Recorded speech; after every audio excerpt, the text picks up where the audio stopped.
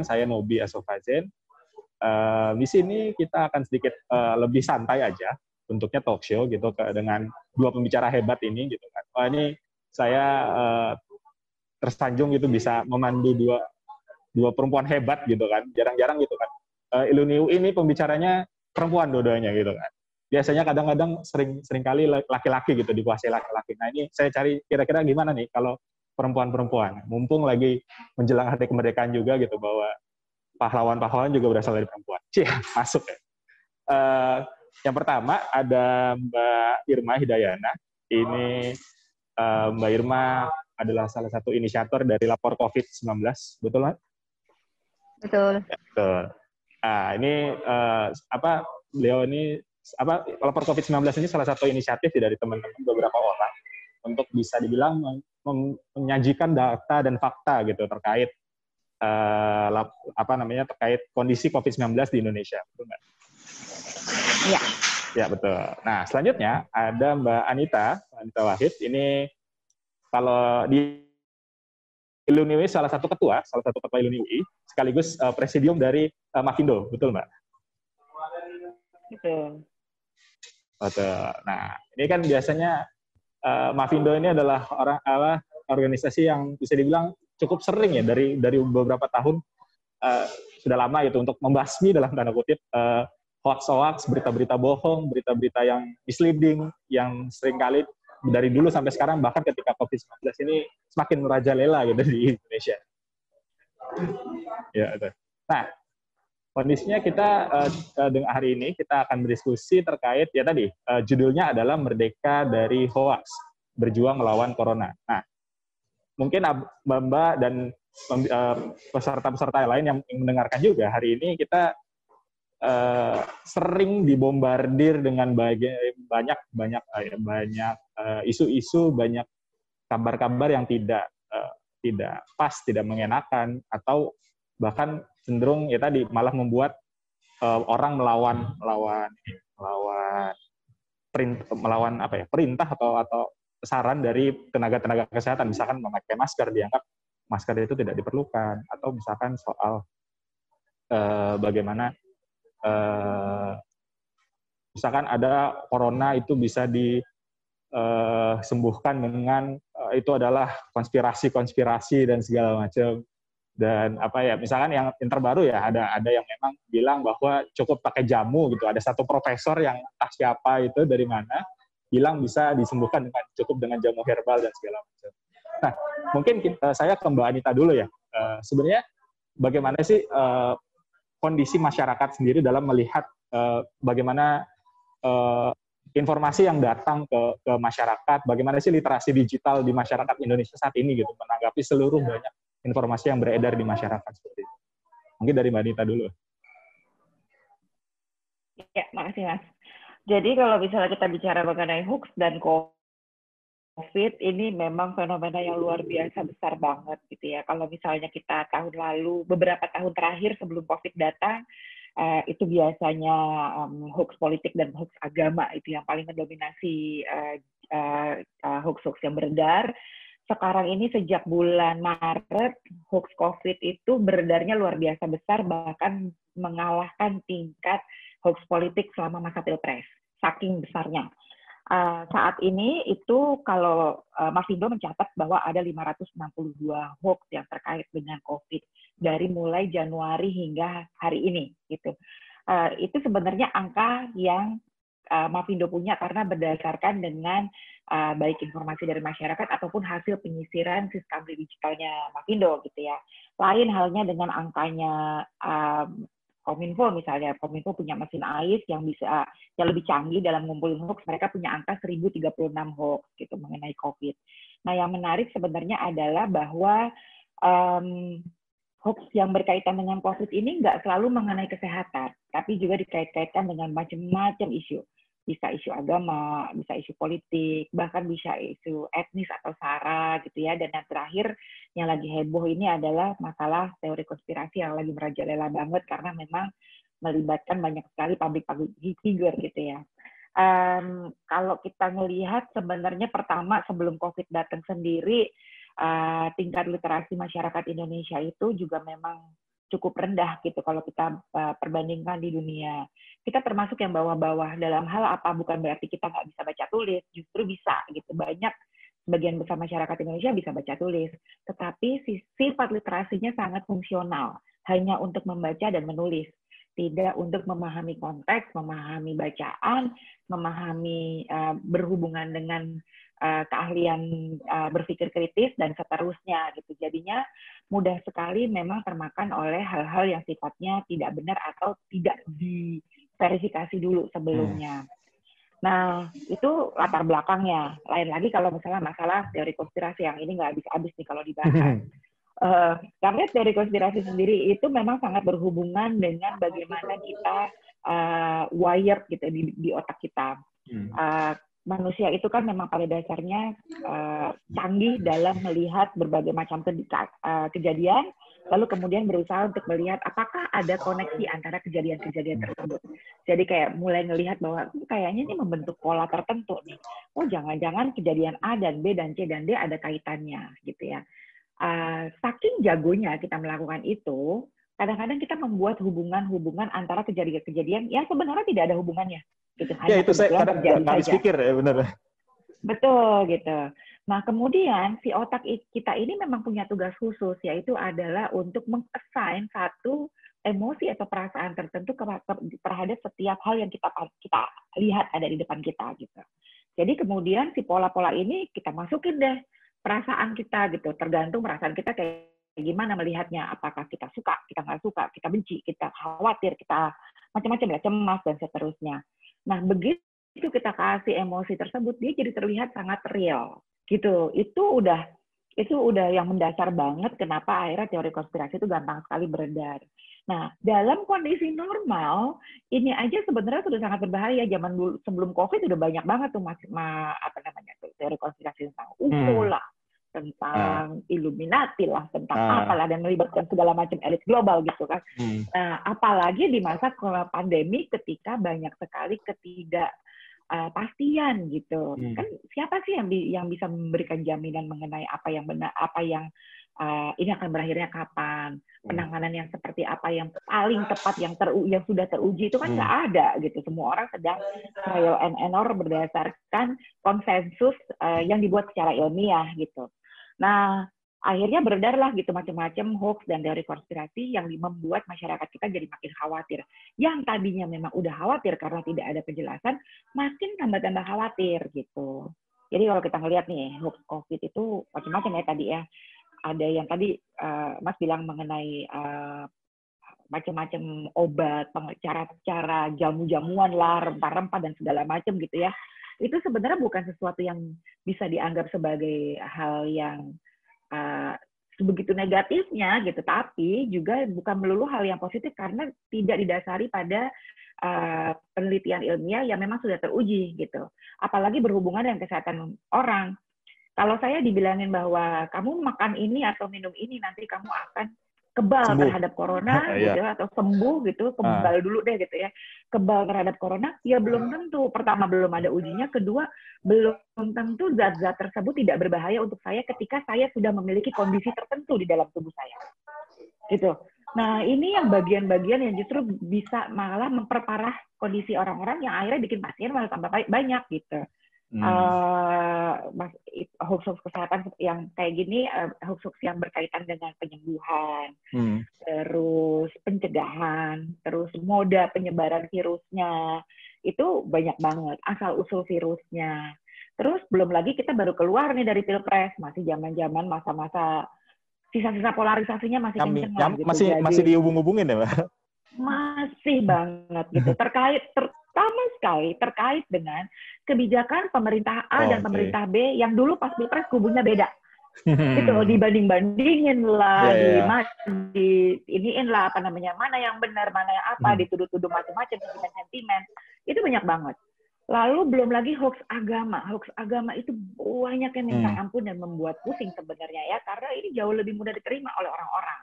Karena menyangkut kekhawatiran dan persepsi bahwa ada ancaman terhadap identitas dirinya yang paling utama yaitu agama gitu. Jadi memicu rasa curiga, rasa khawatir, rasa cemas, rasa marah, rasa benci bahkan gitu. Belum lagi meningkatkan xenofobia gitu karena ada dipergunakan untuk menyerang etnis tertentu gitu. Oke. Ya itu kondisinya kalau misalnya kita bicara mengenai hoax di masyarakat yang ada saat ini seperti itu. Masyarakat mudah sekali terjebak di dalam informasi-informasi yang tidak terverifikasi ini. Yang saat ini terutama sekali adalah konspirasi dan kita melihat tuh dampaknya itu banyak banget gitu ya. Nih, orang jadi itu ngaruh ke masyarakatnya juga ya, jadi tidak percaya. Sangat.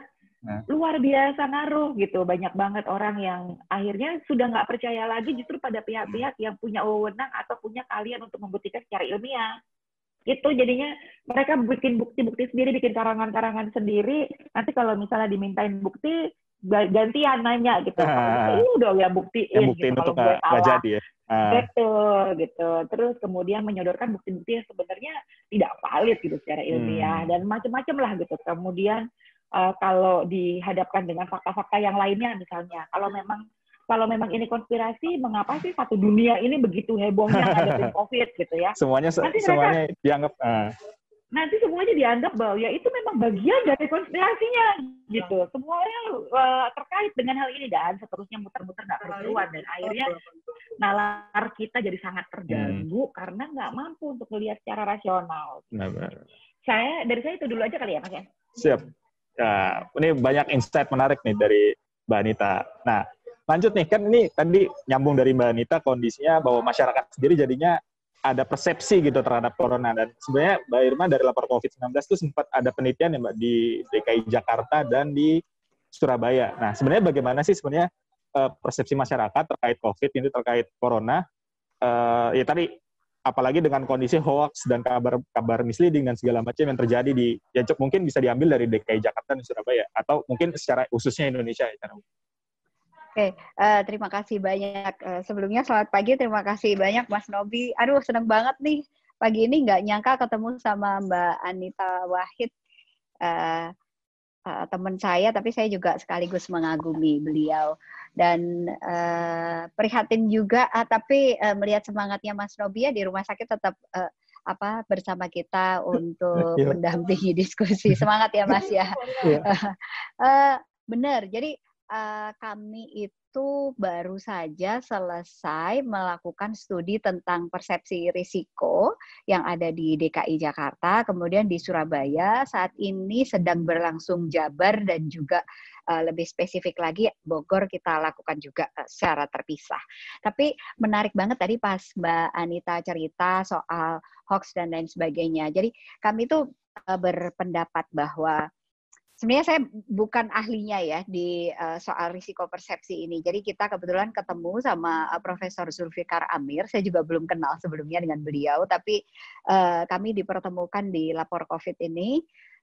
Saya mengontak beliau, kemudian karena saya tahu dia adalah pakar di sosiologi kebencanaan dan juga sebelumnya di bulan awal Maret kalau nggak salah ya, beliau juga sudah melakukan modeling. Biasanya dia melakukan modeling untuk melihat penyebaran suatu virus gitu ya. Kebetulan ini ada pandemi, kemudian dia waktu itu melakukan itu. Kemudian saya membaca beberapa studinya, beberapa teman juga melakukan hal yang sama, dan wah kayaknya seru nih kolaborasi sama Pak Zulfikar Amir. Akhirnya kita berkontak, terus ayo Bang kita bikin apa nih? Oh kita bikin studi risk perception aja orang tentang pandemi. Karena kami tuh percaya bahwa ini kan memang urusannya soal pandemi atau wabah, ini urusan kesehatan masyarakat ya, dan juga soal intervensi medis.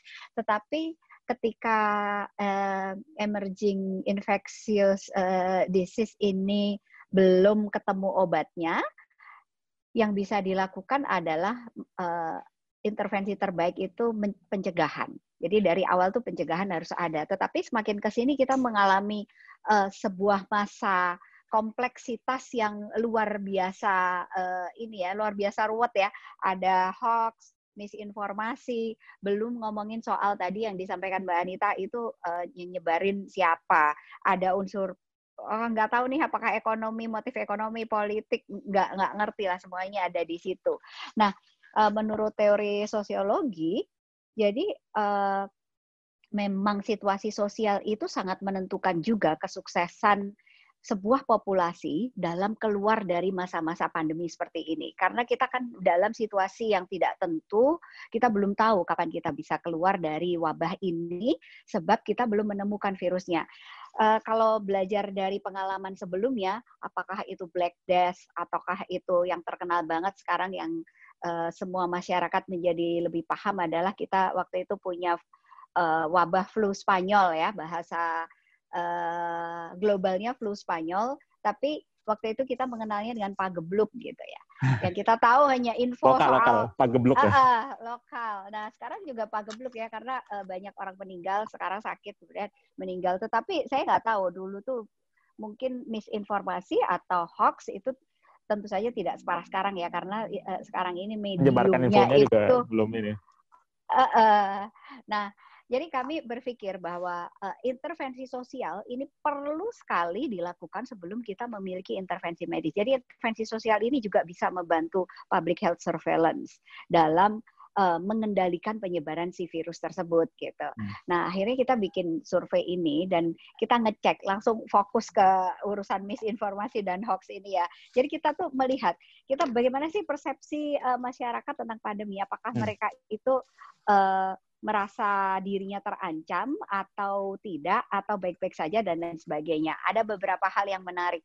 Yang pertama, kita bertanya kepada mereka, biasanya mereka itu selalu mencari informasi soal pandemi ini kemana aja gitu.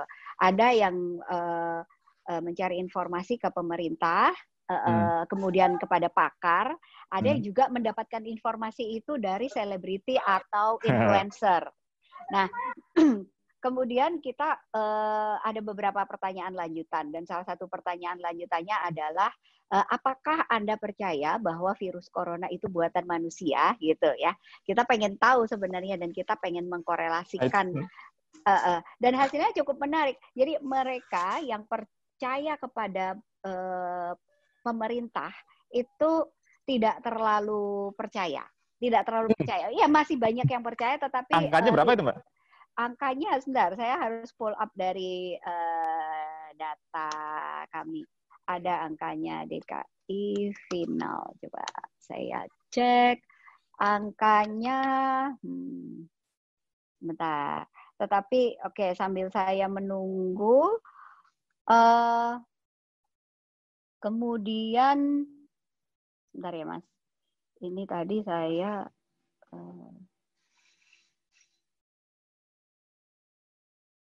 menggunakan. Oke, ya lanjut aja ya. Nah kemudian yang menarik lagi itu yang dari pemerintah ya.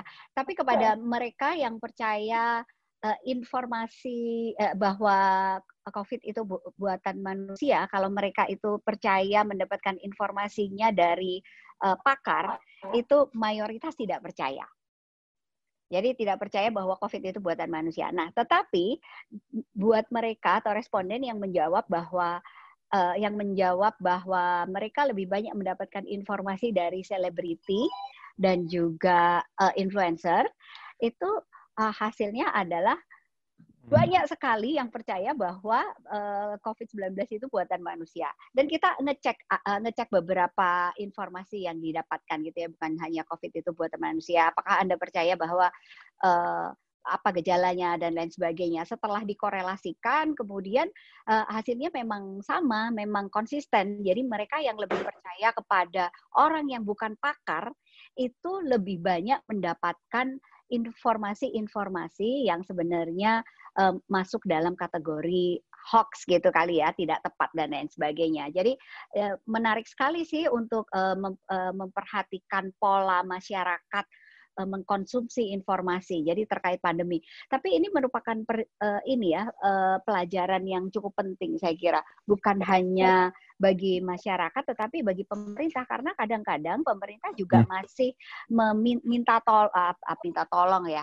Kadang-kadang masih, kan kita tahu beberapa waktu yang lalu, seringlah ya, banyak artis, kemudian selebriti itu diundang ke Istana Negara misalnya ya, diundang ke Istana Negara. Nah, mungkin memang dari hasil survei yang hasilnya konsisten ya di Jakarta maupun di Surabaya. Di Jakarta kita melakukan selama 2 fase dan hasilnya konsisten bahwa sebenarnya tidak efektif untuk mengajak influencer atau artis, selebriti untuk melakukan kampanye yang memang bukan di bidang keahliannya. Takutnya ada narasi-narasi yang dibuat yang justru malah menyesatkan, bukan hanya misinformasi tetapi mislead. Nah, ini yang perbedaannya cukup tipis karena sekarang orang kecenderungannya banyak yang ini ya merasa ahli di bidang segalanya ya. Jadi kalau misalnya ada penyanyi atau ada bintang film atau bintang sinetron gitu ya, ya kita nih mudah-mudahan teman-teman yang ada di ruangan ini mengetahui posisinya, suaranya bagus ya suaranya bagus, kita dengerin musiknya, kita apresiasi dan lain sebagainya. Tetapi ketika mereka ngomong soal kalung eukaliptus gitu misalnya ya, mesti mereka nampaknya harus berhati-hati ya, memastikan kebenaran dari informasi yang disebarkan itu seperti apa, dan kita di sini juga harus bisa memilih-milih. Tapi memang susah ya, mungkin Mbak Anita di Mavindo bisa memberikan tipsnya nanti seperti apa.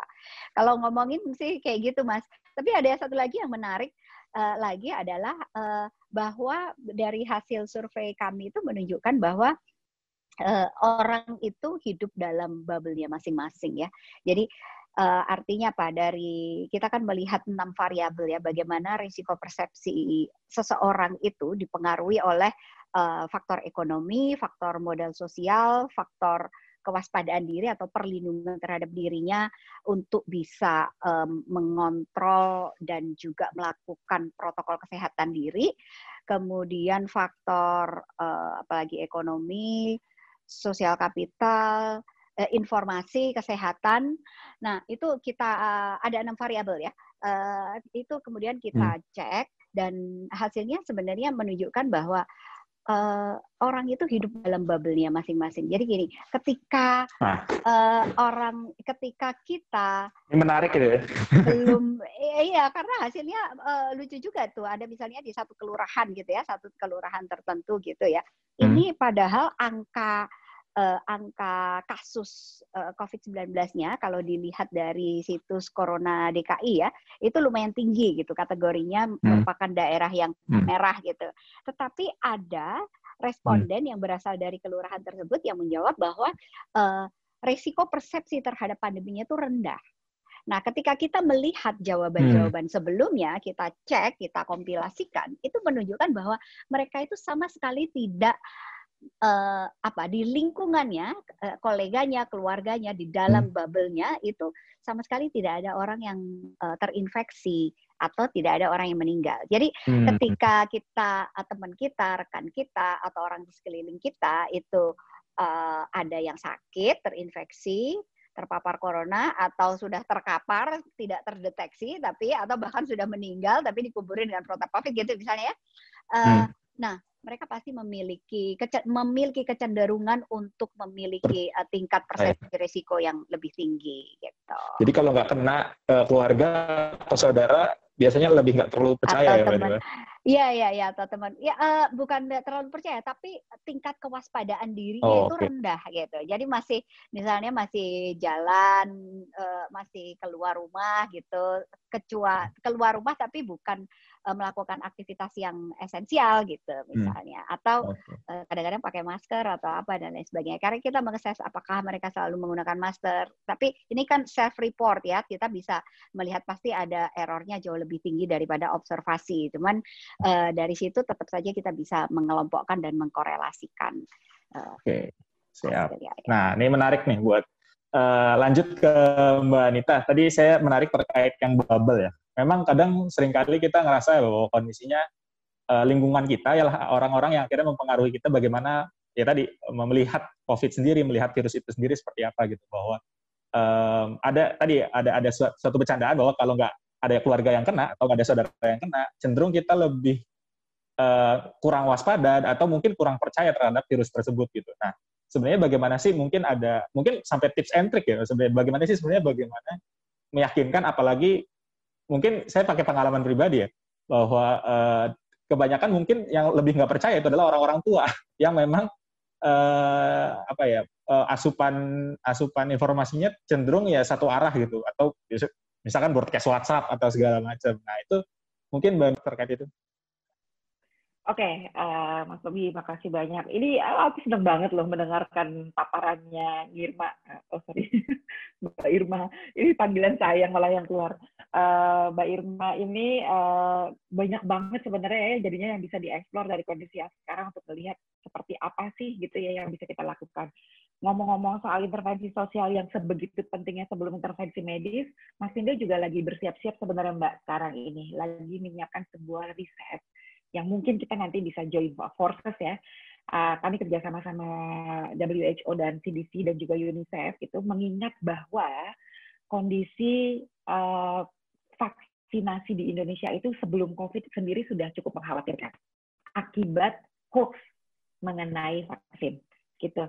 Jadi kami lagi mau bersiap-siap ke arah sana bagaimana caranya untuk memastikan agar masyarakat kita itu juga divaksinasi dulu pikirannya sehingga tidak diserang oleh berbagai macam hoax sehingga nanti begitu memang obatnya udah ada, vaksin sudah mulai ada hoax vaksin juga sudah mulai. Oh, udah gitu. Itu lebih gampang sebenarnya keluarnya karena kan memang dari dahulu kala gitu ya, kayak misalnya tahun lalu. Vaksin sendiri juga masih banyak anti vaksin. Gitu. Ada daerah-daerah yang kepala daerahnya melarang anak-anak di daerahnya itu untuk diberikan vaksin. Bayangin sampai segitunya gitu. Sehingga memang angka vaksin di Indonesia itu cukup mengkhawatirkan. Tapi kalau misalnya kita bicara mengenai tadi kan Mas Nobi ngomong, kayaknya orang-orang tua ya gitu yang gampang banget gitu terbawa oleh dan kemakan oleh informasi-informasi ini mungkin karena nerima informasinya satu arah. Itu sebenarnya kalau kita bicara mengenai generasi, sebenarnya masing-masing generasi punya kerentanannya sendiri-sendiri terhadap hoax. Apa yang membuat mereka jadi lebih rentan dibandingkan yang lain itu berbeda memang gitu. Kalau misalnya yang senior-senior itu karena pada saat mereka lagi zaman dahulu 20-30 tahun yang lalu, semua informasi yang mereka dapatkan itu adalah dari sumber-sumber yang jelas. TV, radio, berita-berita yang ada di koran, di majalah. Itu semuanya kita tahu kantornya di mana, siapa jurnalisnya, siapa pemretnya, kalau ada kesalahan-kesalahan kita ngadunya kemana, itu semuanya jelas, gitu, alamatnya di mana dan seterusnya. Sehingga kecenderungannya adalah orang-orang di zaman itu menerima informasi yang di sumber berita tersebut sebagai kebenaran atau paling tidak sesuatu yang cenderung faktual karena sudah dicek di lapangan dan seterusnya. Masalahnya begitu memasuki dunia teknologi digital, mereka memperlakukan semua informasi yang datang dengan cara yang sama. Dianggap informasi ini valid semua karena di belakangnya ada jurnalis, ada apa dan segala macam. Itu yang membuat sebenarnya jadinya ada kecenderungan kaum senior itu punya kerentanan sendiri ya terhadap hoax. Tetapi bukan berarti yang generasi kita nih, generasi yang lebih muda lah, ya produktif itu tidak rentan juga. Cuman dari sisi yang berbeda gitu. Visinya adalah karena persepsi mereka lebih rentan terhadap hal-hal yang sifatnya adalah adanya ancaman, keselamatan, kesehatan, identitas dan segala macam. Begitu kita merasa ada ancaman terhadap hal-hal tersebut, kita langsung udah nggak mikir, nggak ngecek informasi bahwa Anda pengen melindungi orang-orang yang kita sayangin, langsung di forward kemana-mana. Di generasi produktif kayak gitu. Di anak-anak muda lain lagi gitu faktornya. Anak-anak muda yang berojol dari perutnya udah langsung ketemu gadget gitu ya, mereka cenderung memang lebih familiar bagaimana cara mengecek informasi dan mereka memang punya kecenderungan langsung ngecek informasi benar atau tidak.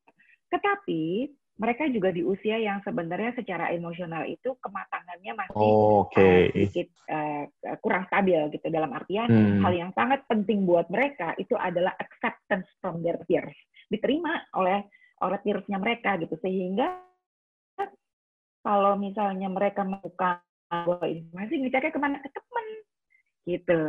Kalau ada juga yang ngeceknya ke orang tua, begitu orang tuanya juga sama-sama kemakan hoax, ya udah gitu selesai. Kalau temennya udah kemakan hoax, dia rata-rata karena kebutuhan untuk diterima itu nggak berani untuk meng-counter atau bilang, no kamu salah gitu.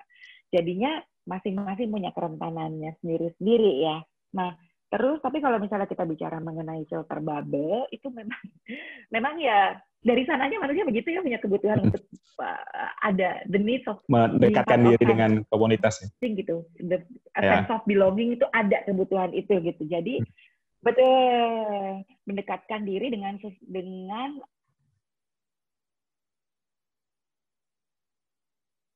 cara pandang, status ekonomi, kesalahan hobi, kesukaan, memang kita sukanya gitu ngumpulnya sama-sama. Tapi memang kondisi tersebut banyak dimanfaatkan terutama sekali oleh kelompok-kelompok yang bisa Indonesia itu dimanfaatkan kelompok-kelompok yang berkontestasi politik berupa supaya terjadi polarisasi, yang masalahnya di dalam polarisasi ini kan hanya ada satu konteks yang muncul. Satu konteks ini adalah bahwa kami lawan mereka, us versus them. That's it, nggak ada kelompok lain. Kelompok orang-orang lain yang tidak masuk ke dalam kelompok us itu dimasukkan ke dalam them. Pokoknya nggak sama kita. Gitu. Tapi mereka tidak bisa melihat bahwa tidak bisa mengidentifikasi bahwa ada kelompok di luar dua ini. Nah, di dalam konteks ada dua hal yang terjadi. Masing-masing kelompok itu kalau kita melihat kontestasi yang kemarin Pilpres yang parah banget yang diawali memang dari Pilpres 2014 dan kemudian makin dikristalisasi dengan DKI 2017, kemudian masuk ke Pilkada serentak 2018, lalu masuk Pilpres 2019, kayaknya dunia Indonesia itu udah berpecah banget gitu, sebelah jadi dua. Jangan Mbak, jangan dong. Iya gitu, dan benar-benar dunia tuh kayak di Indonesia tuh kayak cuma ada cebong kampret doang ya. Atau kampret gitu ya, nggak ada yang lain. Nggak ada yang lain. Kalau kayak nggak ada yang lain, kalau kayak Mavindo itu nggak jelas, kadang-kadang dituduh kampret, kadang-kadang dituduh cebong, jadinya kami cepret kan. Jadi, nah di dalam dua kelompok ini sebenarnya hal yang sama terjadi, yaitu adalah masing-masing kelompok berpikir dan melihat bahwa setiap hal yang mereka lakukan di dalam kelompok itu mereka lakukan karena termotivasi atas kecintaan mereka terhadap bangsa dan negara. Dan setiap hal yang dilakukan oleh kelompok sebelah itu karena mereka dimotivasi oleh kebencian mereka terhadap kita. Gitu. Jadi ngelihatnya itu selalu adalah kita ini berjuang buat negara gitu. Sementara kalau mereka kayak gitu gara-gara benci sama kita. Tapi dua kelompok tersebut berpikirnya hal yang sama. Terus kemudian yang satu lagi yang terjadi adalah kita di dalam masing-masing kelompok ini ya, itu tidak mampu melihat ketidakadilan yang disebabkan oleh siapapun di dalam kelompok kita. Tetapi ketidakadilan yang dilakukan oleh kelompok lain, itu dengan mudah sangat terlihat, bahkan kalau tidak ada, kita cari-cari gitu ya. Kita bikin-bikin semuanya gitu. Nah, ini akhirnya kita melihat segala sesuatunya dari kacamata tribal. Akibatnya sekarang nih kita berada dalam kondisi yang namanya post-truth gitu ya, di mana fakta dan data itu tidak relevan. Yang lebih relevan adalah ini informasinya dapatnya dari siapa?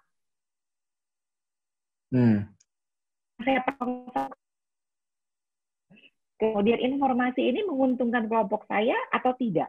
Kalau menguntungkan kelompok saya, ya udah nggak usah diverifikasi, udah pasti benar. Kalau merugikan kelompok sebelah, nggak usah dicek lagi, udah pasti benar. Nah, kalau misalnya menguntungkan kelompok sebelah, itu pasti hoax. Itu pasti hoax, kita harus cari bantahannya, gitu. Jadi mereka ngelihat segala sesuatunya itu dari kacamata yang sangat tribal, gitu ya. Karena sangat tribal, akhirnya filter yang dibilang sama Mbak Irma tadi, filter bubble-nya itu makin lama makin tebal. Akhirnya semua informasi yang masuk benar-benar sudah tidak bisa lagi berdasarkan dorongan untuk mengecek atau memverifikasi berita sehingga saya bisa menjaga nalar saya. Tapi benar-benar yang untung siapa? Kelompok saya atau kelompok dia? Nah, akhirnya kita hiduplah di dalam echo chamber ini yang terus-menerus karena kita ngumpulnya sama orang-orang itu terus, kita dapat informasinya cuma dari mereka, akhirnya ya udah kita cuma percayanya sama hal-hal tertentu aja. Itu kemudian masuk ke masa COVID. Makanya di bulan-bulan pertama masa COVID itu luar biasa berat karena tingkat hoax politiknya itu luar biasa tinggi gitu. Hoax politik dan hoax agama yang terkait dengan COVID, mengenai yang mana yang benar, Pemprov DKI atau Pemprov Pusat gitu ya. Aduh, itu ampun deh gitu. Jadi orang sudah tidak lagi mengukur segala sesuatu berdasarkan apakah memang langkah yang dilakukan oleh kedua belah pihak ini masing-masing itu ada daya rusaknya atau tidak, akan membawa akan efektif atau tidak, akan berdampak secara negatif secara langsung kepada masyarakat atau tidak. Sudah bukan itu lagi yang menjadi ukuran, tapi benar-benar mengenai ini siapa gitu, nyerang yang mana nih informasi ini, nyerang pemerintah pusat atau nyerang Pemprov DKI. Kalau nyerang salah satu yang saya dukung itu nggak bisa diterima gitu ya. Nah, ini yang sebenarnya akhirnya banyak sekali berperan dalam penerimaan mengenai hoax COVID ini. Gitu. Kalau informasinya keluar dari pemerintah pusat, kubu yang mendukung pemerintah pusat dia cuma mau denger itu aja gitu. Sementara kalau keluarnya dari Pemprov DKI, kubu yang dari Pemprov DKI yang pro itu akhirnya cuma ngedengernya itu aja, tapi tidak mampu melihat bahwa masing-masing ada informasi-informasi yang valid, tapi ada juga yang harus dicek. Gitu. Jadi akhirnya jadinya benar-benar terpengaruhnya sama itu, terus lebih sibuk menyerang daripada memikirkan apa yang menjadi kebaikan bersama dan protokol bersama gitu akhirnya. Oke, menarik nih terkait politik ya, terkait ini ya. Lanjut lagi ke Mbak Irma. Tadi saya menarik terkait post-truth bahwa kita sekarang lebih ke lebih ke nempel dulu siapa dulu yang ngomong, siapa dulu yang membicarakan. Baru akhirnya kita menyesuaikan dengan fakta dan data yang ada. Gitu. Nah, sebenarnya mungkin dari Mbak Irma sendiri, sebenarnya realitas penanganan COVID di Indonesia itu gimana sih, dan kondisinya bagaimana sih sebenarnya kita mencari fakta dan data itu gitu, dan supaya kita tidak terbawa dengan post-truth tadi yang ya udah gue cukup percaya sama ini aja kalau dia pemerintah daerah ini begini gitu. Kan mungkin ada juga yang di daerah lain yang memang katanya pejabat tingkat ini dan pejabat tingkat ini beda pendapat gitu soal itu. Nah, itu gimana sih sebenarnya kita itu menentukan posisi gitu, dan itu gimana? Mungkin Mbak Irma bisa kasih pendapat terkait itu. Oke, pertama karena kita ngomongin wabah ya, kalau di ilmu kesehatan masyarakat itu ada yang namanya perubahan perilaku kesehatan gitu. Tapi lebih spesifik lagi ketika ada situasi yang emergency, ini harus ada juga yang namanya komunikasi risiko perilaku kesehatan. Nah, jadi bagi mereka yang memang sudah berkecimpung di public health itu adalah hal yang sangat mendasar dan sangat umum banget gitu, bahwa sebenarnya intervensi yang bisa mengendalikan sebuah emerging disease, infectious disease ini ya, seperti COVID coronavirus ini, yang bisa dilakukan itu adalah satu, pencegahan. Tetapi pencegahan itu caranya seperti apa? Harus ada yang namanya enforcement, policy enforcement. Policy-nya harus bagus, harus inline ya, yang namanya ada prinsip pencegahan infeksi. Itu sudah ilmunya sudah ratusan tahun kali ya, dan itu sebenarnya kita memiliki panduannya. Setiap negara memiliki panduannya. WHO punya panduan kalau mau ngomongin global. CDC dan lain sebagainya kalau mau mencari rujukan itu juga bisa gitu. Nah, tetapi saya pengen mengacu kepada instrumen lokal saja yang tersedia di Indonesia, itu juga udah ada, harusnya itu dilakukan dari awal. Tetapi prinsip pencegahan dan pengendalian infeksi itu sebenarnya spektrumnya itu, karena kita ngomongin relasi antara negara atau mereka yang memiliki otoritas, kemudian perilaku masyarakat dan masyarakatnya sendiri, yang harus dilakukan adalah negara itu harus memberikan contoh yang baik sekaligus juga menjalankan dan mengimplementasikan. Jadi prinsip pencegahan supaya virus corona itu terkendali gitu, tidak tersebar, laju persebaran dan distribusinya itu tidak sekencang dan semasif sekarang ya, masa di mana kita sudah lewat PSBB-nya sudah dilonggarkan, sekarang disuruh kembali beraktivitas, tetapi setiap hari itu angka pertambahan kasus itu 1.800-an gitu ya, hampir 2.000-an. Dibandingkan dengan masa-masa sebelum PSBB atau pada saat PSBB, ini kan angkanya jauh berbeda, kok justru malah melonjak dan kok dibiarkan aja gitu ya. Jadi ketika tidak ada kebijakan yang mendukung masyarakat untuk mengubah perilakunya harus taat sesuai dengan apa yang dihimbaukan atau direkomendasikan oleh pemerintah dan juga dicontohkan dengan baik, itu tidak akan terjadi. Yang terjadi ya itu tadi, balik lagi orang akan percaya kepada apa yang dia percaya gitu. Jadi menurut saya ini memang saling terkait ya. Di setting di mana komplikasi tingkat literasi warga kita itu yang mengalami masa sangat memprihatinkan ya, karena memang kita berada dalam situasi yang post-truth, tetapi tidak ada intervensi dalam edukasi pandemi gitu. Tidak ada literasi pandemi yang kemudian menetrasi situasi yang ada. Harusnya pemerintah itu mengisi kekosongan ini, atau paling tidak membiarkan narasi-narasi yang mislead atau membuat miskonsepsi dan misinformasi. Ini contoh konkret ya, misalnya awal-awal tuh kan pemerintah sempat mengadakan rapid test gitu ya, pengadaan alat rapid test untuk mendeteksi virus gitu. Awalnya banyak sekali dipesan oleh pemerintah. Sebenarnya ini upaya yang cukup bagus untuk menyiasati tidak adanya dana yang besar mungkin ya, karena untuk mengadakan tes berbasis molekuler untuk mendeteksi virus itu memerlukan biaya yang cukup tinggi gitu. Tapi ada, oke deh kita sekarang pakai rapid test aja, meskipun standarnya tidak ada yang menggunakan rapid test ya di banyak negara. Nah, tapi kemudian masyarakat itu sudah terbuai bahwa oke, pemerintah itu mengadakan pembelian rapid test yang cukup banyak. Bahkan media-media meliput ya pengadaannya, ketika barangnya datang dan lain sebagainya.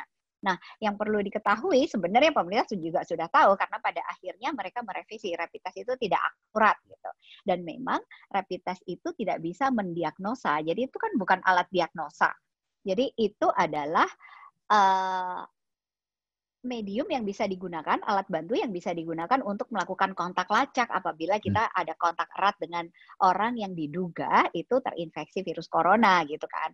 Tetapi karena yang yang dimunculkan ke publik itu adalah mengadakan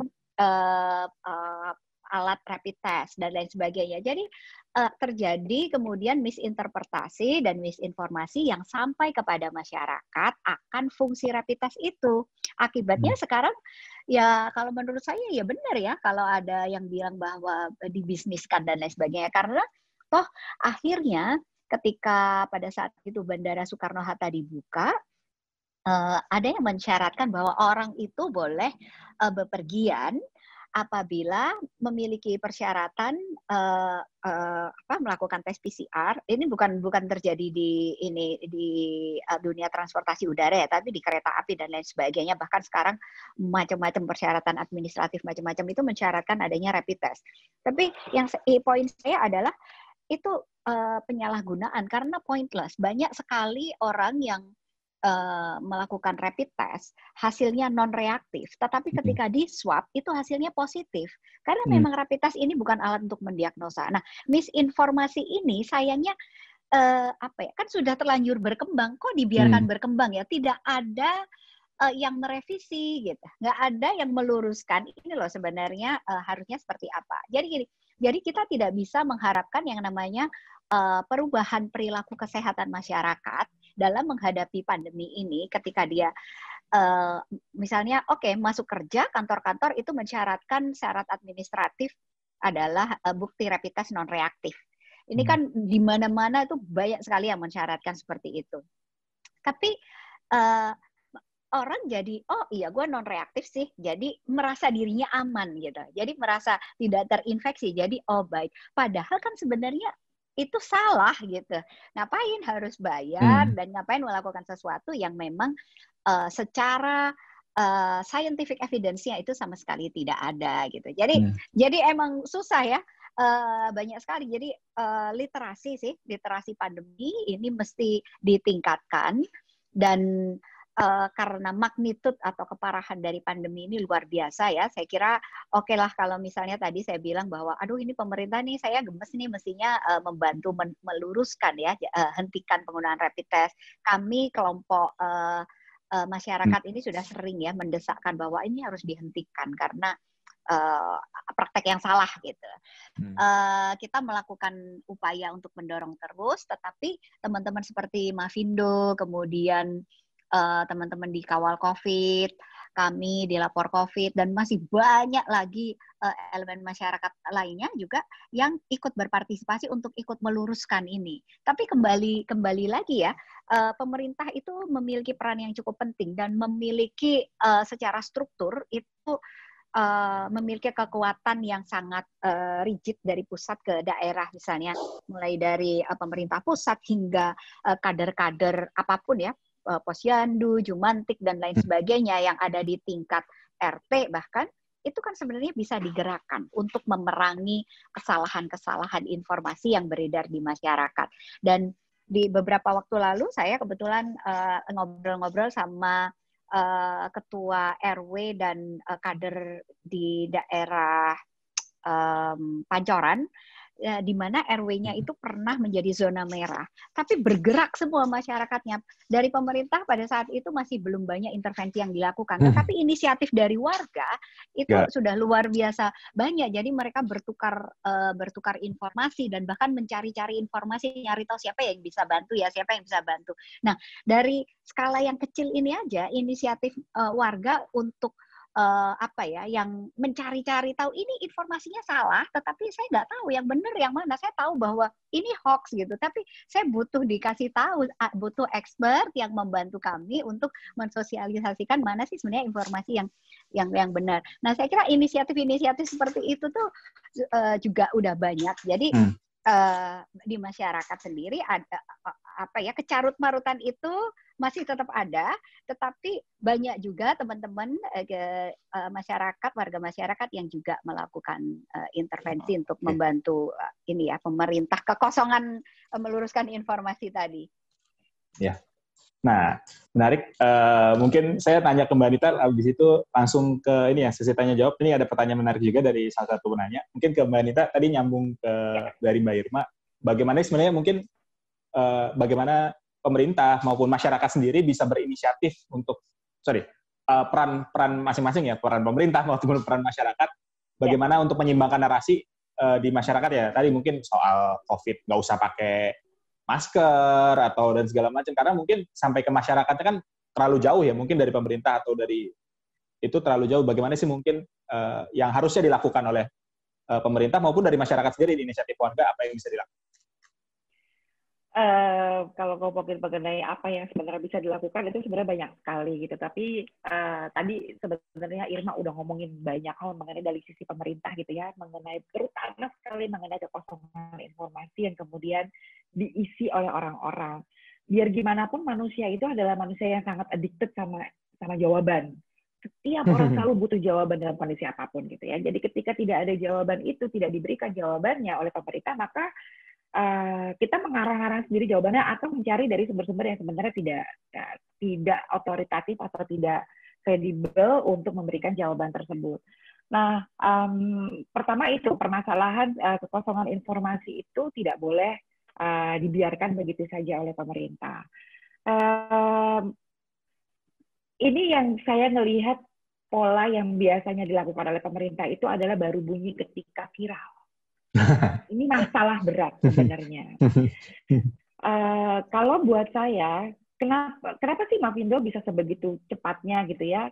Buat kami gini, yang namanya hoax itu kan ada misinformasi, ada disinformasi. Misinformasi adalah hoax yang memang dibuat, tapi bukan karena ada agenda tertentu. Biasanya dia sangat organik, kayak misalnya ini apa sih gitu, sayurnya ini kok berasnya ini kok bentuknya aneh banget, jangan-jangan ini beras palsu, terus saya pasang di sosial media kemudian menyebar kemana-mana, itu bisa gitu ya.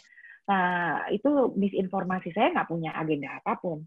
Lain halnya dengan disinformasi. Kalau disinformasi, saya punya tujuan gitu untuk menyakiti seseorang atau ingin mendapatkan sesuatu dan seterusnya. Ada lagi sebenarnya yang bukan hoax tapi masuk dalam ekosistem informasi, yaitu adalah malinformasi.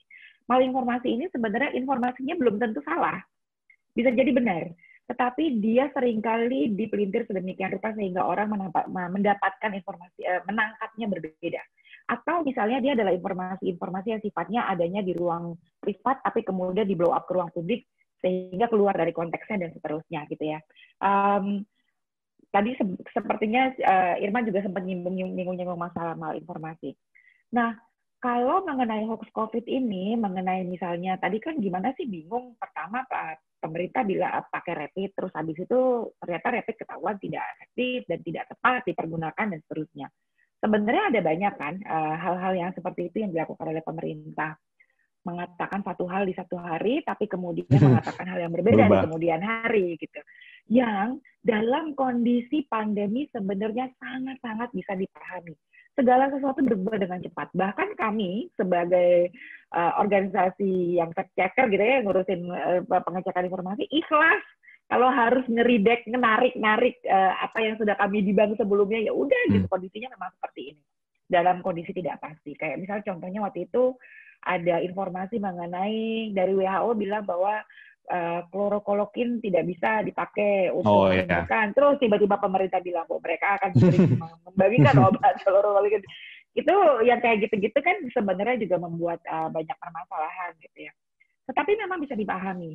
Cuma yang tidak bisa dipahami adalah mengapa pemerintah itu tidak berusaha menyisir informasi dan percakapan masyarakat. Ini yang sebenarnya saya bingung gitu.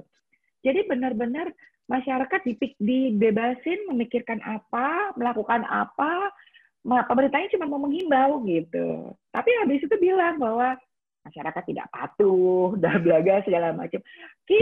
Piye yo gitu ya. Sebenarnya itu kan kayak udah jadi lingkaran setan. Kalau nggak diputus, ya akan begitu terus tuh gitu. Jadi pembicaraan yang ada di masyarakat itu harus benar-benar didengarkan oleh pemerintah. Jangan cuma melakukan pembicaraan satu arah saja seperti yang selama ini dilakukan. Pemerintah hanya mau memberikan pengumuman berdasarkan apa yang mereka pikir masyarakat perlu dengar. Gitu. Tetapi masyarakat, tapi kacamatanya kacamata pemerintah, bukan kacamata kebutuhannya masyarakat. Gitu. Jadinya ini yang bermasalah banget dengan di situ.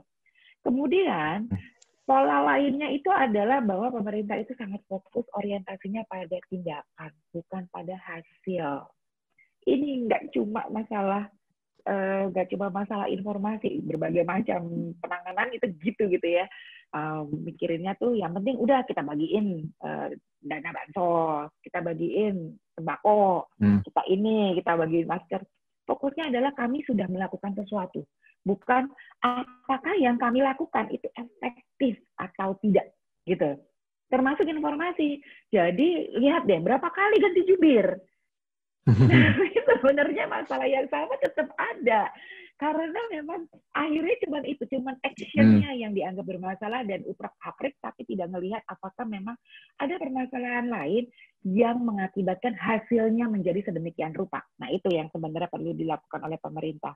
Kemudian yang paling penting juga adalah pemerintah masih satu suara lah gitu ya, nggak bisa. Jadi jangan distract dengan masalah-masalah lain lah, terutama masalah politik. 2024 masih lama gitu. Tolong jangan dimasukkan variabel itu ke dalam penanganan COVID, karena kalau enggak jadinya distracted banget pemerintahnya, nggak fokus gitu terhadap penyelesaiannya sekarang. Aku setuju sama yang dikatakan oleh Irma. Pemerintah itu sebenarnya punya banyak sekali support system.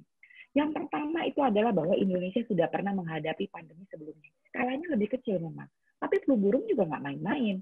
Bahkan sampai sekarang setahun berapa kali itu selalu ada, tapi penanganannya itu sudah jelas sehingga sebelum merebak kemana-mana udah di-cut gitu.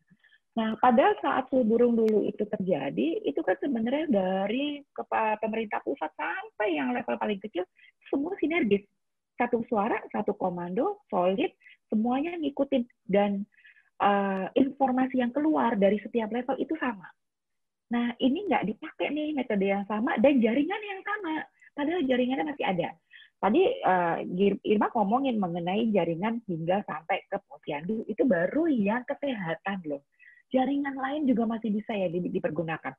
Jaringan Kementerian Pendidikan, dinas-dinas pendidikan misalnya, itu bisa dipergunakan.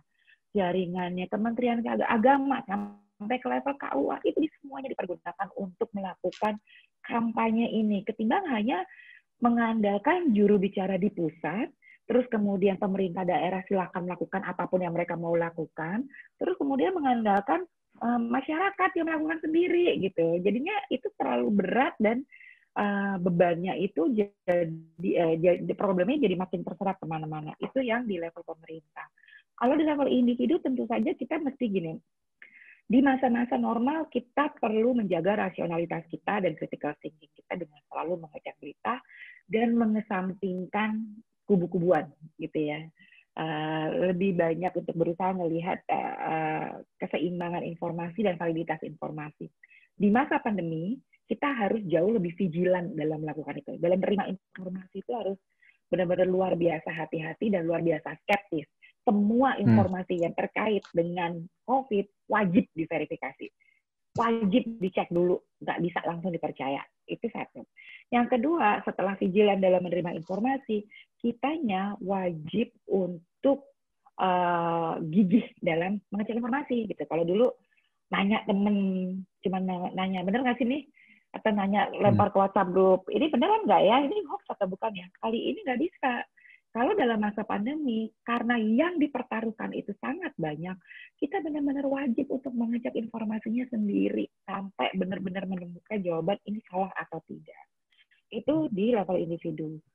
Nah, kemudian saya rasa banyak banget nih alat-alat yang bisa dipakai gitu ya. Mavindo sudah menyediakan, kami punya database hoax yang bisa diakses, kami punya chatbot yang bisa dipergunakan untuk mengecek informasi, ada forum Facebook yang bisa dipakai untuk belajar identifikasi hoax atau bukan, ada aplikasi baik di iOS ataupun Android yang bisa dipakai untuk mengecek informasi, ada banyak cara. Tetapi yang paling penting sebenarnya adalah kita perlu berani untuk melawan mereka-mereka yang memang mudah sekali dimakan oleh hoax gitu. Terutama sekali adalah orang-orang yang lebih galak gitu ya. Kalau misalnya anak-anak muda biasanya di dalam WhatsApp grup keluarga, omnya, tantenya, kakek, neneknya ngeluarin hoax, takut banget untuk ngasih tahu karena takut dibilang durhaka dan segala macam bla bla bla gitu kan. Tapi sebenarnya ada cara-cara yang bisa dilakukan kayak misalnya mengingatkan tapi japri gitu. Terus mengingatkannya itu datangnya bukan dari karena saya merasa saya lebih tahu, tapi datangnya adalah karena saya peduli sekali sama kamu, sehingga saya nggak mau melihat kamu menyebarkan hoax misalnya. Itu yang bisa dilakukan juga. Nah, sebenarnya kalau di level individu itu kita itu punya banyak banget kekuatan, terutama sekali adalah untuk memastikan informasi kita, suara kita itu didengar oleh masyarakat. Karena kita punya kebebasan bicara gitu. Jadi ketika misalnya ada informasi-informasi menyesatkan, tugas kita justru harus menyebarkan verifikasinya. Karena gini Mas Nobi, hoax itu kecepatan penyebaran cepat banget. Tapi verifikasi kecepatannya belum tentu 0%-nya. Nah, ya. Butuh sekali untuk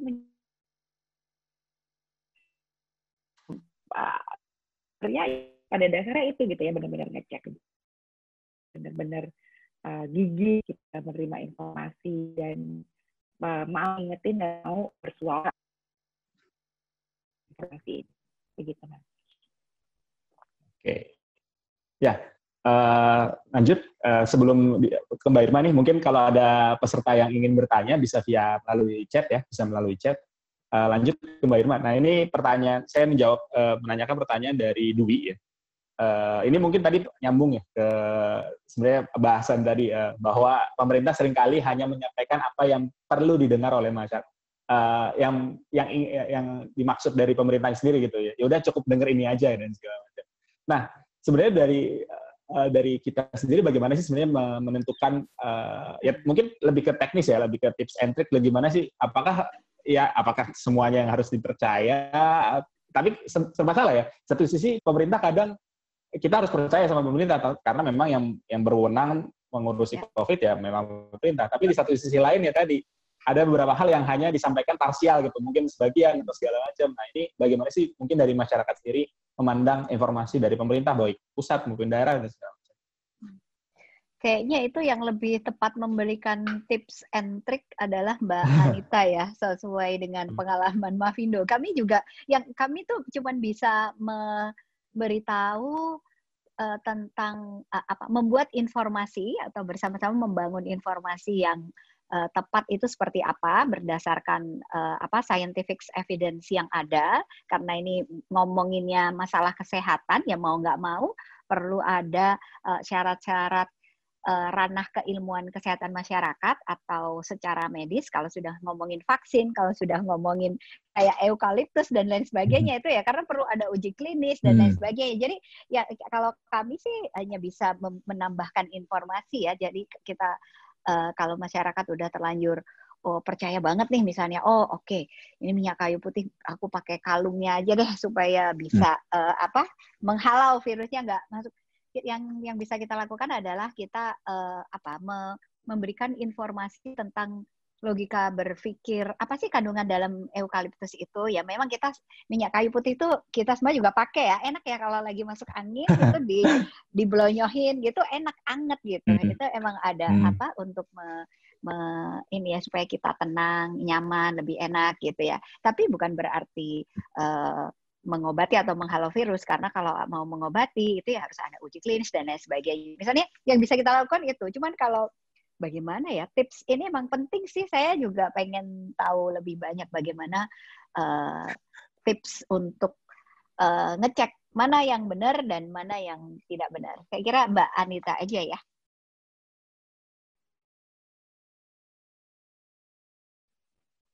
Oke. Jadi sebenarnya ngecek informasi itu memang hanya sekedar butuh effort sedikit aja kok gitu ya, nggak ribet-ribet amat.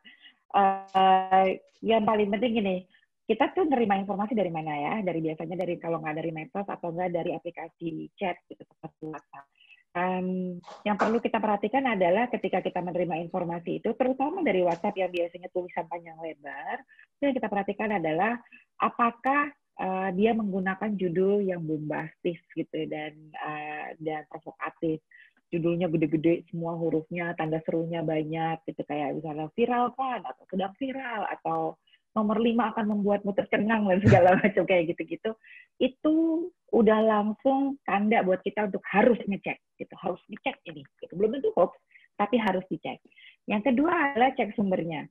Kalau biasanya di tulisan-tulisan seperti itu dicantumkan, misalnya Profesor Dr. John Smith dari Johns Hopkins University mengatakan bahwa bla bla bla bla bla bla gitu.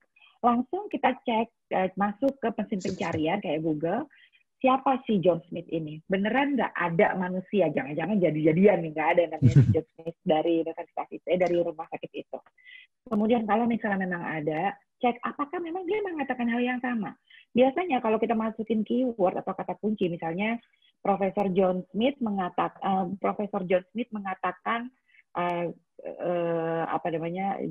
garlic membuat kebal terhadap corona.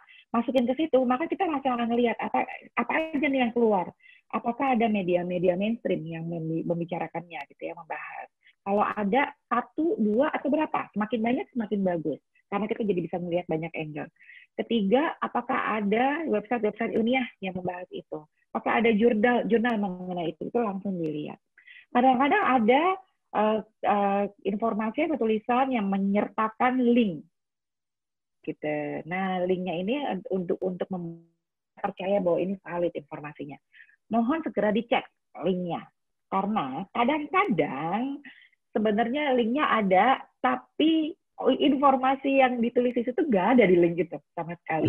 Nggak ngebahas sama sekali itu website yang mengenai garlic buat anti corona dan segala macam. Nah, komponen-komponen seperti itu harus selalu dicek. Yang kedua, kalau misalnya memang sumbernya tidak valid, ya udah gitu, sama-sama benar-benar nggak usah perhatiin. Kedua adalah, nah, kalau misalnya kita mendapatkan informasi gini, kompas.com kita semua tahu kan ya, salah satu media online. Terus ada yang namanya kompasinfo.com, atau masih ada apa sekarang. Logonya mirip kayak kompas.com, tapi namanya kompasinfo.com. Yang kayak gitu-gitu juga banyak. Itu namanya imposter. Gitu. Kenapa? Dia mau berusaha membuat orang percaya bahwa website-nya dia terasosiasi dengan kompas.com supaya orang percaya apa yang dia tulis. Gitu. Hati-hati juga dengan sumber-sumber yang seperti itu. Berarti usahanya gigi juga ya? Gigi demi uang, demi Iya. kontestasi politik, kontestasi ideologi, itu semuanya gitu, demi banget. Terus cek juga misalnya gambar, kalau misalnya disertai dengan gambar atau video. Gambar itu mudah ngeceknya. Ada aplikasi-aplikasi seperti Google Reverse Image, EasyTrue, atau Jeffries Metadata gitu yang akan bisa memperlihatkan apakah memang gambar ini sudah diedit atau belum. Dan ini asal mulanya dari mana gitu gambar ini. Kalau misalnya tidak diedit pun, kita perlu melihat artikel pertama yang mengeluarkan ini dari mana sih sebenarnya gambarnya, apakah memang terkait dengan narasi yang dibicarakan. Jangan-jangan ngomongin sesuatu yang terjadi di Jerman tahun 1997, tapi dibilangnya terjadinya di Kulon Progo sekarang, minggu lalu, gitu kan. Yang kayak gitu-gitu tuh sering juga dipakai gitu. Video juga gitu, perlu ngecek diedit atau tidak. Itu memang sangat sulit kalau udah video itu berat banget gitu ya. Jadi kalau misalnya memang mau gigi, monggo ayo lakukan. Tapi kalau misalnya merasa begitu ngecek video itu berat banget, kirimin aja ke Makindo. Jadi fact checker kami yang ngecek. Karena fact checker kami kan anggota IFCN ya, International Fact Checking Network. Jadi trainingnya juga levelnya internasional. Cara mereka mempergunakan tools yang tersedia di internet itu jauh lebih canggih dibandingin aku sebenarnya gitu ya, karena aku bukan fact checker. Jadi itu gitu beberapa hal yang bisa dimanfaatkan, bisa dipergunakan untuk mengecek informasi itu benar atau tidak. Cara gampangnya masuk ke database hoaxnya Mavindo di terbackhoax.id, masukin keywordnya. Biasanya kalau udah didibang ya tinggal keluar gitu aja gitu kan. Ya semakin disebarkan semakin bagus. Udah jadi bank data hoax ya. Referensi kan. Memang dia data hoax, dia nggak hanya dipergunakan untuk ini ya, untuk apa namanya kami yang biasa sehari-hari, itu juga kolaborasi dengan cekfakta.com, itu kolaborasi dengan Aliansi Jurnalis Independen dan 24 media online seluruh Indonesia. Database yang sama dipergunakan oleh pemerintah untuk COVID gitu. Untuk apa namanya ini website resminya pemerintah yang penanganan COVID. Jadi ya sebenarnya itu memang terbuka dan kami harapannya justru orang mengakses itu untuk mencari informasi gitu. Itu yang mengenai hoax biasa. Kalau teori konspirasi agak sedikit berbeda penanganannya. Gitu. Teori konspirasi itu kan dia itu sebenarnya mudah, biasanya menggunakan segala hal yang sifatnya besar, grandeur gitu ya, sehingga sangat sulit sebenarnya untuk diverifikasi kebenarannya oleh orang biasa. Kayak misalnya teori konspirasi yang menyatakan bahwa COVID itu sebenarnya adalah caranya Barat untuk menghapus umat Islam di Indonesia dan membuat umat Islam Indonesia menjadi bodoh karena tidak bisa mengirimkan anak-anaknya ke pesantren, karena pesantren tutup. Cara ngeceknya gimana? Nanya ke Barat siapa Barat itu, gitu kan? Bagaimana cara tahunya bahwa itu adalah benar? Jadi anggap itu sebagai sebenarnya opini gitu. Tidak ada komponen di dalam teori konspirasi itu yang mudah untuk dicek. Tapi teori konspirasi bilang bahwa COVID itu nggak sebegitunya kok, gitu. Ada sih memang, tapi nggak sebegitunya. Ini angkanya aja dibesar-besarin karena ada permintaan dari rumah sakit supaya rumah sakit bisa menanggung keuntungan. Nah, untuk mengenali teori konspirasi selalu ada pihak yang dianggap diuntungkan gitu, dan mereka lah pelaku konspirasi ini. Kalau di level dunia UFO dan segala macam itu elit global pelakunya. Kalau di Indonesia bisa jadi adalah rumah sakit dan seterusnya supaya bisnis mereka booming. Ngeceknya gimana? Kalau misalnya kita tidak bisa membuktikannya, jangan pernah percaya informasi tersebut. Kalau tidak ada bukti ilmiahnya, jangan percaya. Karena kita nanti jadi gampang banget disetir sama yang namanya pseudoscience. Gitu. Kalau misalnya dia tidak isinya komponen-komponen yang memang nggak bisa diverifikasi, kayak misalnya tujuannya adalah untuk membuat Muslim jadi bodoh gitu, anggap itu hanya opini dan pandangan seseorang saja, tetapi nggak perlu dipercaya. Apalagi sampai ikut-ikutan mempercayai konspirasi itu, sehingga kemudian kita jadi was-was, khawatir, akhirnya malah menurunkan tingkat ini kita gitu ya, imun kita terhadap gangguan kesehatan dari luar.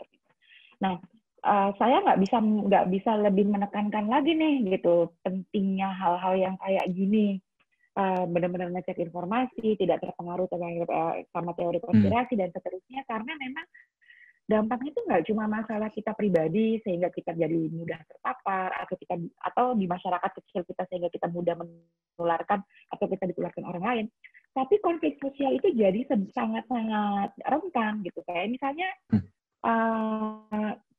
tenaga kesehatan dipukul pakai batu nisan, diusir, dan ada penculikan jenazah dan segala macam. Itu punya potensi untuk jadi chaos di lapangan gitu ya, sehingga kita benar-benar harus waspada banget deh gitu sama kayak gini. Jangan benar-benar jangan mudah dibohongin atau paling nggak disetir oleh teori-teori konspirasi ini. Oke. Gitu. Ya. Mas Tobi, Mbak Irma. Ya, ini ada 2 pertanyaan. Saya coba rangkum ya jadi satu. Salah satunya yang pertama adalah yang bertanya apakah lebih efektif melawan informasi yang salah dengan memberikan informasi yang benar atau perlu ada tindakan yang tegas? Nyambung ya ke poin kedua dari Ceta ya, dari tadi Mbak Devi, sekarang dari Mas Ceta.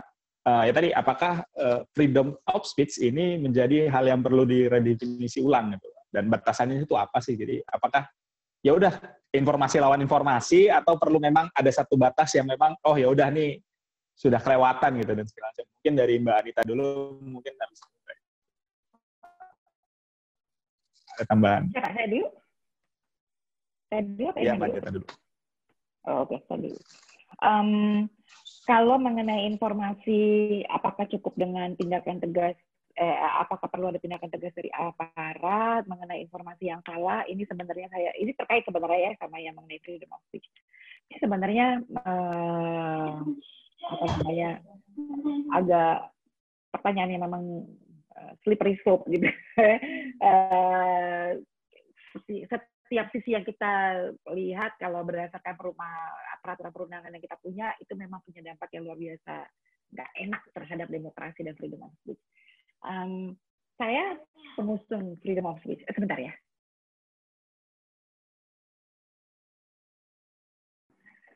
Saya pengusung freedom of speech. Buat saya itu adalah bagian dari hak asasi manusia yang tidak bisa ditawar-tawar. Tetapi di saat yang sama, freedom of speech itu tidak memberikan kita hak untuk menyebarkan kebohongan. Menyebarkan kebencian itu masih masuk dalam slippery slope tadi gitu ya. Apakah iya gitu di beberapa negara yang maju yang tingkat demokrasinya tinggi menyebarkan kebencian ya boleh-boleh aja gitu. Yang penting kan sebenarnya ada ruang untuk mengcounter gitu. Kalau yang terjadi sekarang ini kan ketika masa pandemi tentu saja kita perlu melihatnya dalam kerangka yang lebih besar gitu ya, bahwa ada sesuatu yang sangat urgent nih gitu yang memang harus dihandle, sehingga mungkin memang penegakan hukum itu perlu, tetapi juga tidak di tingkat yang memang gimana ya. Kalau misalnya yang dilakukan oleh Jering itu kan dia sebenarnya memberikan informasi teori konspirasi, tetapi dia kan tidak ditindak berdasarkan itu. Gitu. Dia ditindak karena dia ditangkap dan dilaporkan karena dia mengatakan bahwa WHO itu ID itu kacung WHO gitu, sehingga ID tersinggung. Akhirnya yang dipergunakan untuk melawan Jering adalah pasal yang berkaitan dengan pencemaran nama baik, bukan pada esensi pembicaraannya gitu. Ini bukan pada esensi teori konspirasinya. Padahal sebenarnya ada lagi nih gitu peraturan yang mengatakan bahwa apabila seseorang di tengah raya menyebarkan informasi yang mungkin bohong tapi mampu menimbulkan keonaran di masyarakat, itu ada lagi sebenarnya. Tapi yang menariknya adalah tentang bagaimana kemudian freedom of speech-nya dia itu ditekan justru menggunakan yang pasal penghinaan itu. Ya sampai sekarang kan sebenarnya selalu jadi pasal yang sangat karet dan bisa dipergunakan semena-mena gitu untuk membuat orang diam dan tidak mau mengkritik. Ya. Sebenarnya itu yang saya khawatirkan. Kalau menurut saya, kalau kita memang bicaranya memang benar-benar mau demokrasi full, ya kita perlu membiarkan orang untuk bicara apapun yang perlu dibicarakan. Karena kenapa? Karena ini bukan tentang masalah ancamannya, gitu, bukan tentang teori konspirasinya, bukan tentang hoax-nya, tetapi tentang kemampuan masyarakat kita berhadapan dengan itu semua. Itu yang kita nggak pernah punya. Padahal itu sebenarnya menjadi kunci. Kenapa seperti itu? Teknologi digitalnya akan berkembang terus kok.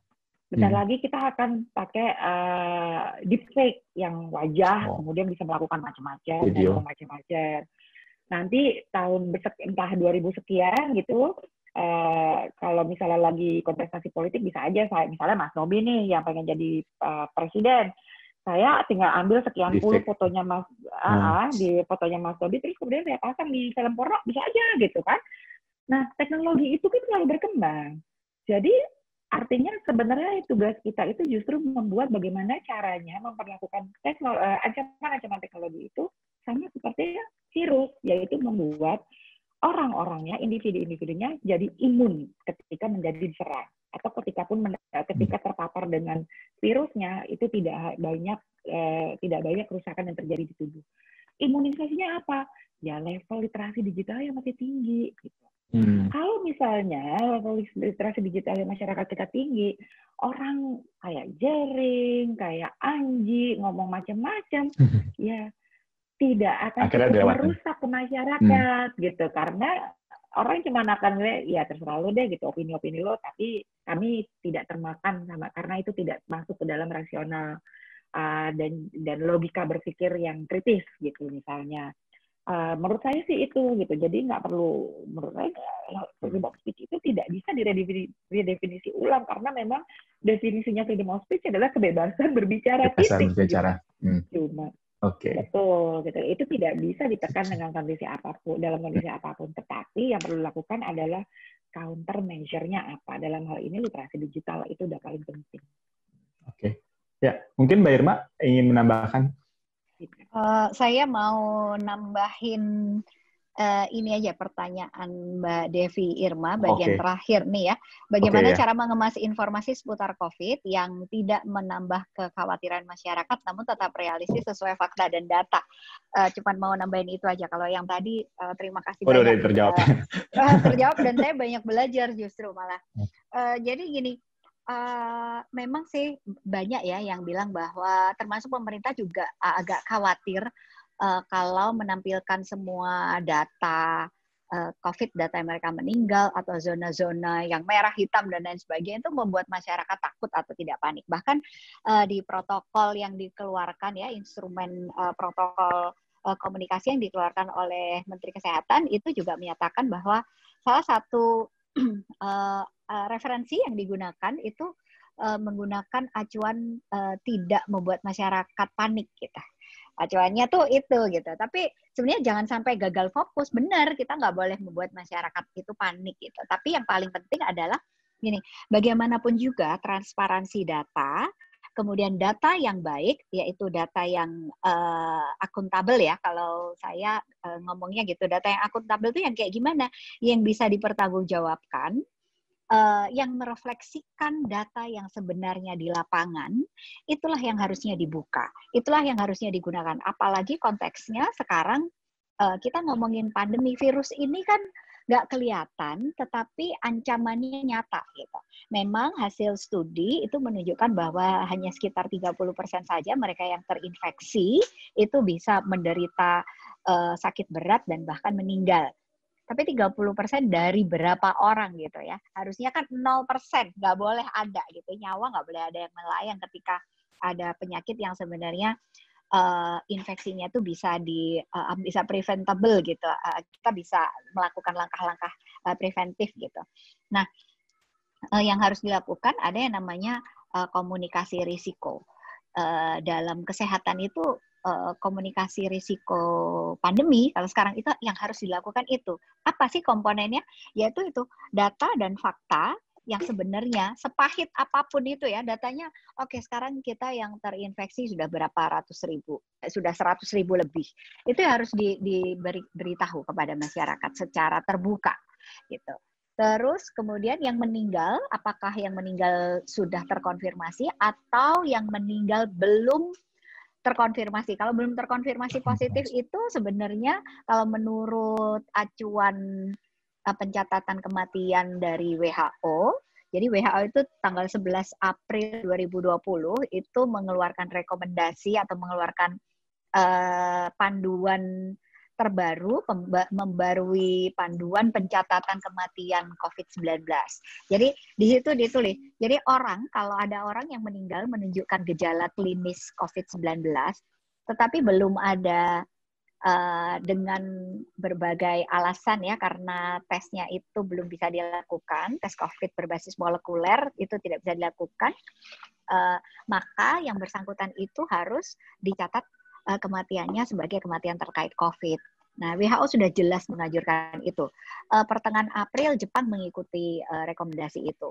Tapi itu 11 April ya. Kalau di Amerika beda ceritanya. Di Amerika tuh justru tanggal 3 April CDC, Center for Disease Control and Prevention, itu juga sudah mengeluarkan acuan pembaruan pencatatan kematian. Jadi Amerika, negara yang memiliki testing kit yang jauh lebih besar ya kapasitasnya, meskipun masih kurang juga, itu justru mereka di CDC itu mengakui bahwa mereka masih memiliki kelemahan dalam mendeteksi adanya kasus COVID-19 karena jumlah tesnya masih kurang dibandingkan dengan jumlah penduduknya. Nah, karena mengakui kelemahan ini, sehingga ini memungkinkan orang yang sakit itu, orang yang diduga memiliki terinfeksi virus corona itu tidak mendapatkan tes COVID-19. Sementara kalau positif itu berarti kan harus melakukan uji molekuler ya. Nah, karena tidak sanggup, jadi ya udah itu dicatat sebagai kematian terkait COVID-19 saja. Di DKI praktek itu sudah dilakukan ya, dari bulan Maret itu penguburan protap COVID itu bertujuan untuk mengantisipasi ya, jangan-jangan ini belum sempat dites tetapi menunjukkan gejala klinis mirip COVID, apakah sedang ataukah ringan ataukah berat sekali gitu. Jadi ya udah karena belum mampu tes banyak, jadi dikebumikan mulasaraannya menggunakan protap. Nah, sayang sekali ini tidak diakomodasi secara nasional. Kami sudah terus-menerus mendorong. Ini tuh penting diketahui oleh masyarakat. Supaya kenapa? Bukan untuk menakut-nakutin, supaya justru itu menimbulkan rasa kewaspadaan yang tinggi. Dan kalau di dalam kesehatan masyarakat itu petunjuk atau panduan untuk melakukan komunikasi risiko kesehatan itu harus dilakukan. Caranya membuka semua data tetapi disertai dengan edukasi. Jadi dibarengi dengan edukasi, data nggak bisa berdiri sendiri. Jadi harus ada penjelasan. Harus ada penjelasan COVID itu bagaimana menyebarnya, itu harus dipastikan siapapun tahu. Dipastikan orang itu bisa melihat angkanya seperti apa. Ini bukan untuk menakut-nakuti gitu, tapi ini untuk meningkatkan kewaspadaan diri. Makanya kemana-mana harus pakai masker, cuci tangan sesering mungkin, menggunakan sabun dan lain sebagainya, jaga jarak dan lain sebagainya. Nah, kayaknya yang diambil sekarang langkahnya justru untuk meredam kepanikan saja, tetapi masyarakat itu tidak diberikan edukasi risiko si pandemi itu secara tepatnya. Saya yakin sebenarnya kalau masyarakat mendapatkan edukasi yang tepat, yang baik, saya kira kita bisa bersama-sama melewati pandemi ini dalam waktu yang lebih cepat lagi. Dan bukan hanya itu, sebaran infeksi corona dan juga sebaran percepatan penambahan kasusnya itu tidak akan sebanyak sekarang. Sekarang ini kan misalnya di DKI nih ya, ini terjadi anomali. DKI itu sudah memiliki kemampuan untuk melakukan tes. Kalau saya ngomong tes itu berarti bukan rapid test ya. Tes itu pasti tes PCR berbasis molekuler. PCR atau swab ya. DKI itu satu-satunya provinsi yang memang sudah melampaui rekomendasi WHO untuk mentes warganya terhadap infeksi corona. Jadi acuannya itu kan 1 per 1.000 orang setiap minggu itu harus dites gitu. Kalau DKI udah jauh melampaui, udah 3 kali lipat, 4 kali lipat dari rekomendasi WHO. Tetapi yang kita lihat sekarang angka pertambahan kasus di DKI itu setiap hari juga tetap bertambah. Naik. Bahkan saat ini ya, dan naiknya banyak ya, ratusan gitu. Pertambahan kasusnya ratusan. Ini ada apa? Ini saya kira anomali lagi atau perlu penjelasan yang lebih terbuka lagi yang mesti dijelaskan kepada masyarakat gitu. Apa sih yang terjadi? Ada satu faktor risiko sebenarnya di penyebaran infectious disease ini, yaitu faktor mobilitas. Jadi ketika di suatu wilayah, ketika ada mobilitas penduduk perpindahan atau angka lalu lalang atau orang berpindahnya itu tinggi banget, banyak orang melakukan aktivitas, itu merupakan salah satu faktor risiko rentan untuk terpapar COVID-19. Makanya ini ada klaster perkantoran, kemudian di daerah-daerah ya udah mulai ada siswa-siswa yang sudah terinfeksi. Siswa, sekolah ya? Iya, di sekolah karena sekolahnya udah mulai dibuka dan lain sebagainya. Nah, ini kayaknya kita tetap harus terus belajar banyak ya, termasuk pemerintah juga harus belajar banyak untuk ayo deh sama-sama mendahulukan perlindungan terhadap kesehatan supaya sehat dulu, aman dulu, baru produktif dulu. Jadi edukasi itu bukan hanya mengedukasi, tetapi harus role model dari pemerintah sendiri itu juga mestinya menjadi peran yang cukup penting supaya masyarakat tidak panik. Sip. Nah, ya. Jadi aku mau share sedikit terkait dengan mengenai informasi ini. Aku mau share sedikit mengenai ada satu organisasi namanya Japelidi, Jaringan Pegiat Literasi Digital. Mereka membuat sebuah inisiatif yang luar biasa keren kalau menurut saya ya, yaitu adalah membuat poster kampanye protokol COVID, tetapi yang kemudian diterjemahkan ke dalam berbagai macam bahasa daerah. Nah, kemudian ditempel-tempelkan di tempat-tempat umum, di rumah-rumah petak, dan seterusnya, sehingga masyarakat bisa melihat tapi mudah memahami karena menggunakan bahasa dan dialeknya mereka. Seandainya kita bisa menemukan formulasi informasi yang punya keseimbangan antara waspada dengan tapi juga tetap tenang gitu ya menghadapi COVID ini, dan kemudian diterjemahkan ke dalam berbagai macam bahasa daerah, disebarkan ke berbagai macam elemen masyarakat yang kemudian bisa menyebarkannya, tempel-tempel di mana-mana, itu saya rasa akan sangat membantu juga gitu, karena ada kemudahan, barier bahasa terlewati lah minimal gitu. Ya, itu aja sih tambahan dari saya. Nah, itu inisiatif yang keren juga ya, karena memang kadang ada gap, ada jarak bahasa gitu juga terhadap bahasa dianggap mungkin terlalu tinggi dan segala macam. Jadi inisiatif yang keren juga buat teman-teman supaya mengerti sebenarnya bagaimana sih protokol kesehatan yang tepat seperti apa. Nah, nampaknya kita terbatas oleh waktu. Terima kasih banyak buat Mbak Anita, Mbak Irma atas paparannya yang menurut saya ini menarik, bisa menjadi satu bahasan juga buat teman-teman. Semoga ya tadi peserta yang mendengarkan juga bisa ikut lebih gigih gitu kalau bahasa Mbak Anita untuk menyaring hoax-hoax yang ada di masyarakat. Gitu. Rencananya podcast kita ini pertama live-nya akan ada di Spotify dan di YouTube. Jadi silakan, mungkin ada teman-teman yang mungkin belum sempat hadir atau lagi masih kerja ya. Ini jam kerja ya. Tapi ingin mendengarkan, bisa dengarkan di Spotify dan di YouTube Iluni. Ya, terima kasih banyak buat kita.